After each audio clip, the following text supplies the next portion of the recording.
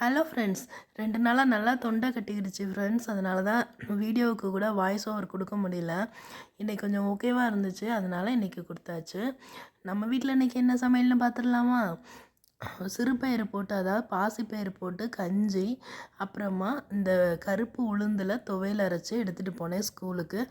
எதுக்கு இந்த கஞ்சி ரெசிபி இன்னைக்கு அப்படின்னா, ரொம்ப தொண்டெல்லாம் பிளாக் ஆயிடுச்சு.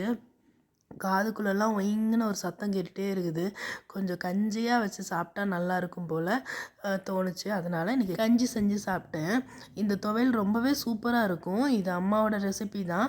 கருப்பு உளுந்தில் இந்த மாதிரி அரைச்சி சாப்பிடும்போது அந்த டேஸ்ட்டு வேறு லெவலில் இருக்கும். அந்த வெள்ளை உளுந்தை விட கருப்பு உளுந்து இன்னும் டேஸ்ட்டாக இருக்கும்.